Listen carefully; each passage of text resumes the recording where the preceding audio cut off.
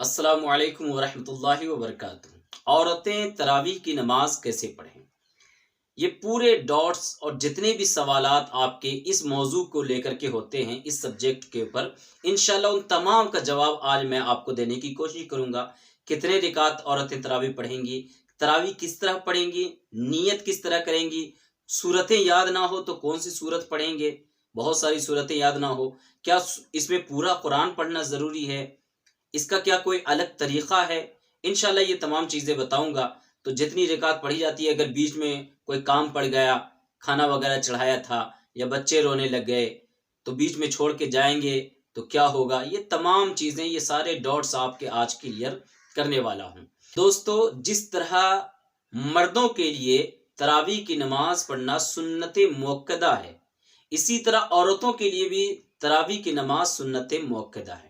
सुन्नत मुअक्कदा और गैर मुअक्कदा मैंने आपको पहले बताया है वीडियोस के अंदर, फिर भी आप सुन सकते हैं कि सुन्नत मुअक्कदा वो है जिसको करना ज़रूरी है, बगैर मजबूरी के आप उसको छोड़ नहीं सकते। कभी एक आध बार अगर छूट गया तो इतना बड़ा गुनाह नहीं है, लेकिन और अगर बगैर मजबूरी के छोड़ेंगे एक बार भी तो गुनाहगार होंगे। लिहाजा सुन्नत मुअक्कदा वो है जिसको करना ज़रूरी है। और तरावीह की नमाज जो है ये मर्दों के लिए भी सुन्नत मुअक्कदा, औरतों के लिए भी सुन्नत मुअक्कदा है।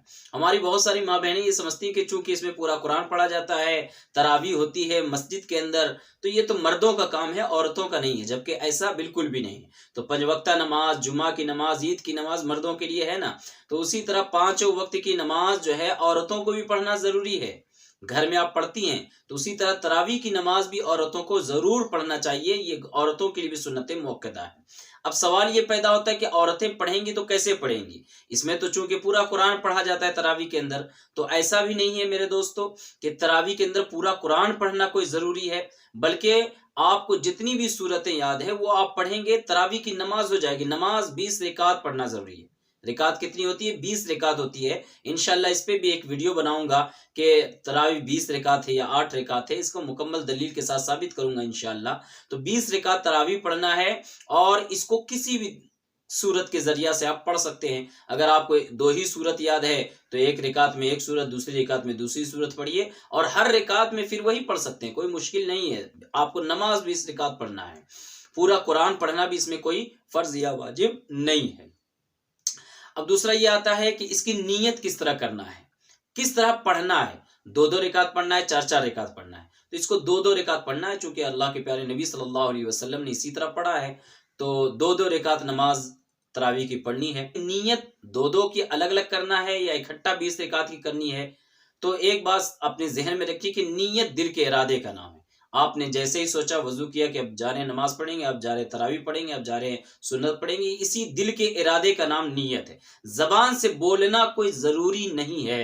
अगर आप जबान से नहीं भी बोलते हैं तब भी आपकी नीयत हो जाएगी, कोई शक व शुबा नहीं। लेकिन अगर याद है तो आप बोल लीजिए। बोलना किस तरह है? नियत करता हूं मैं या नियत करती हूं मैं 2 रिकात नमाज तरावी की। अब यहाँ पे सुन्नत, गैर मुअक्कदा, फर्ज, वाजिब बोलने की जरूरत नहीं, नमाज तरावी बोल दिए काफी है। नियत करती हूं मैं 2 रिकात नमाज तरावी की, वास्ते अल्लाह के, मुंह मेरा काबा शरीफ के जानिब अल्लाहु अकबर के हाथ बांधिए। अब उसके बाद क्या करते हैं? पूरा नमाज का तरीका मैंने डिटेलिंग के साथ, पूरा औरतों की नमाज का तरीका भी मैंने पहले बता दिया है, तो उसी तरह नमाज को पढ़ना है। इसमें आपने नियत कर ली, नियत करने के बाद आप हाथ बांधेंगे, हाथ बांधने के बाद आपको सना पढ़ना है। सना पढ़ लिया आपने, जो नमाज में पढ़ते हैं वही सना। उसके बाद औज़ बिल्लाह बिस्मिल्लाह पढ़ के आपको अल्हम्दुलिल्लाह पढ़ना है, सूरह फातिहा। आपने सूरह फातिहा पढ़ लिया, फिर उसके बाद जो भी सूरतें याद हो, आपको जो भी सूरतें याद है वो सूरत आप पढ़ लीजिए, आपकी नमाज हो जाएगी, तरावी की नमाज।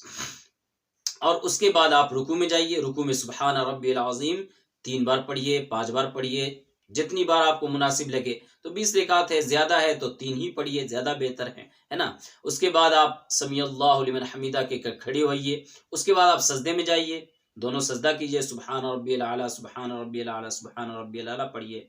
उसके बाद वापस खड़े हो जाइए 2 सजदा करने के बाद, और उसके बाद दूसरी रिकात को भी इसी तरह मुकम्मल कीजिए कि सूरह फातिहा पढ़िए, اس کے بعد کوئی بھی سورت جو آپ کو یاد ہو وہ پڑھیے، اس کے بعد رکوع اور سجدہ کیجیے، 2 رکعت مکمل ہو گئی، سلام پھیر دیجیے، پھر 2 رکعت کے لیے کھڑی ہو جائیے۔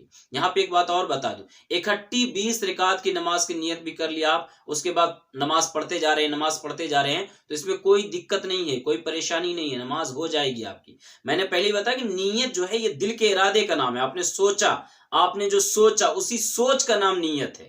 نیت دل کے ارادے، ارادۃ القلب، نیت دل کے ارادے کا نام ہے۔ تو اس میں باضابطہ الفاظ جو بولتے ہیں یہ ایک مستحب عمل ہے، بول لیں گے تو اچھی بات ہے۔ تو اکٹھے آپ 20 رکعت کی بھی باندھ سکتے ہیں اور الگ الگ 2 رکعت کی بھی باندھ سکتے ہیں۔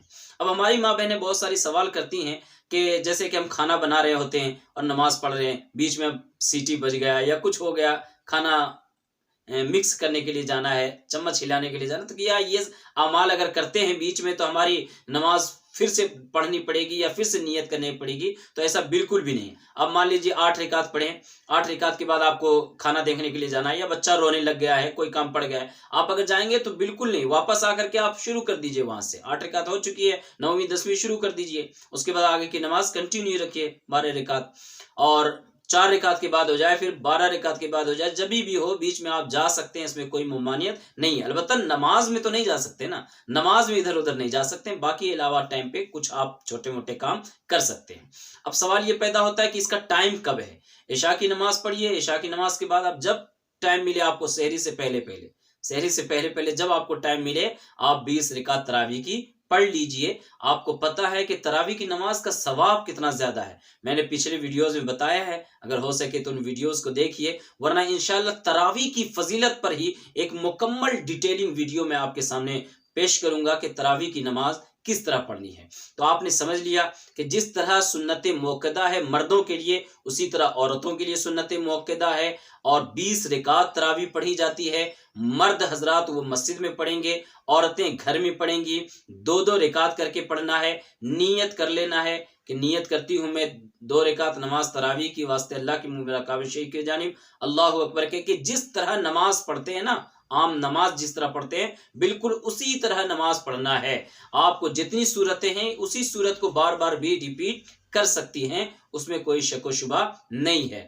اور اس کے علاوہ بھی بہت سارے ڈاٹس، بہت سارے سوالات رہ جاتے ہوں گے آپ کے، کمنٹ باکس میں آپ اپنا سوال چھوڑیے، انشاءاللہ اس ہر ایک سوال کے جواب دینے کی میں کوشش کروں گا۔ اور اگر کوئی اچھا سوال آ گیا کہ جس کے اوپر مجھے لگا کہ اس کے اوپر مکمل ویڈیو بن سکتی ہے تو میں اس پہ انشاءاللہ مکمل ویڈیو ہی بنا دوں گا۔